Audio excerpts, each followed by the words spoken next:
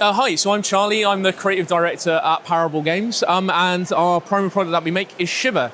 It's a tabletop RPG that allows you to play any horror movie you like, from Friday the 13th to Scooby-Doo to Alien. As long as you've got a horror movie element in your story, you can run it with this. Horror is very different. So how do you think people could maybe move a pre-existing group from that kind of empowered D&D style into something like a horror game? Yeah. So for us with Shiver, the way that we say to kind of transfer a group across is lean on your pop culture crutches. So the thing is, like, if they're kind of unsure about like kind of going into something where you're depowered, you're kind of normal people with a certain array of abilities trying to survive the night rather than like kind of beat the boss. It's a different kind of mentality to get into.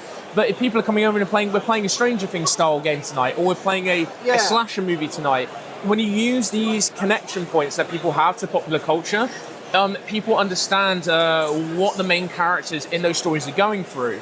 And that it's not going to be a power fantasy like a fantasy RPG is. It's more of a survival fantasy. As I would call it, is where it's it's a pure miracle that you're probably going to survive the horrible, supernatural, strange things that are going on. So that's what I would kind of say is that whatever game you want to run with Shiver, find an analog that your players like, they understand, and they've got reference points. Also makes character creation super fast. I mean, it usually takes about 10-15 minutes to make a character anyway. But if I'm running a game that's like Jurassic Park and someone comes in, I want to play Jeff Goldblum. That's really useful. They also have an anchor for roleplay. And also it's you get less of the I've spent 5 hours making my character, they're so beautiful and precious. Because in a horror game, you can't be that precious because there's a strong chance that they might die. So in terms of that, it gives this element of that, like, death is okay. I think it's always good to have, if you're playing your kind of like first horror game with that shift over, of breaking the taboo around death. Whereas we talk about that death is fun. In Shiver, we have various rules for, making a new character quickly and jumping back into the game. If you die, you can be a ghost and haunt the players. Get turned into a whale for a vampire or a zombie, depending on the enemy that you get bit. And you actually come on the director, our version of a game master, side of the table, and like control an enemy for a bit before you jump in and play as a new character. Excellent. So we wanted to provide new mechanical elements that kind of show people that character death is necessary, is part of the story, and it's part of the drama. If your characters feel invulnerable in a horror movie, there's no tension. You need to feel like you can die, and mechanically you need to be able to feel like you can die quite easily at times. These are really eye-catching, the dice. Oh, thank you. It is also mildly intimidating as someone coming up and going, this game looks cool, and then there's all these strange symbols and such like. Could you just run us very quickly through how it kind of works or what you might need? Absolutely, 100%. So Shiver runs off on what we call the archetype system. So this is a system of our own design. The way that it works is really, really simple. So there's no need to be intimidated. We also have a free online dice roll at macros for Roll20 because we really feel they enhance and enrich the game, and we don't want anyone to feel pressured out of playing the game over they feel they need to buy the dice, because you really don't. We also have a full numerical conversion, but we do recommend using the symbolic dice. So the way that it works is a dice pool system. And the better you are at something, the more dice that you roll. So the bulk of your pool is going to be made up of these skill dice.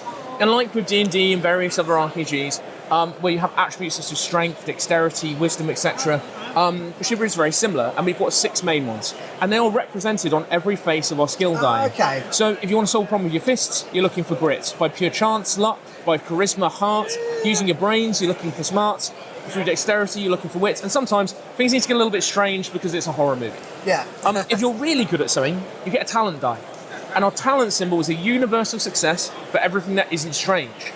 The strange powers are a little bit more spicy, a little bit more horror-filled, so need a bit of a balancer in terms of the probability that they're going to occur. So let's take a classic check. Say I want to kick down a door. So as a director, our version of a games master, I'm going to say that's definitely going to be a grit check. It's a big, bulky, kind of physical action. That's what you're going to be looking for. So on your character sheet, it's as simple as I look at my top number. So I'm a big burly jock. Maybe I've got a 5 as my top number for grit. I'm rolling 5 of those. If I've got a 1 underneath in the talent pool area, I'm going to get 1 of those. And abilities, context, advantage can add extra dice or take extra dice away. And it's as simple as that. Assembling a dice pool that quick, and all we're doing is we're looking for fists and we're looking for stars. And in that case, I got 2 successes, but we also have elements of if I've rolled one of those, then that would be 3 successes. You have elements if I smash 2 of those together, so 2 luck symbols equal a wild as well. Oh, okay. So you can kind of build out your pool and interact with it in interesting ways. So that's 3 successes there. So it could be a pretty sturdy door and I'm probably kicking it open. So it's a relatively hard check. If it was a rotten wooden flimsy door, I might have only needed 1 symbol. If it was a metal blast door, I might have needed 5 or 6 or 7. And that's what we call challenge rating. The harder something is, the more of the correlating symbol you need. And it's as simple as that. And that's how we resolve every check in the game. So if people are interested in the game, where do they go? How do they find you? Absolutely. So you can find us at Shiver RPG on Facebook and on Instagram. On X, you can find us at Games Parable. And if you want to check out our website, it's www.parablegames.co.uk. And we ship everything all out throughout the UK. Brilliant. Thank you very much. Cheers. Thank you very much.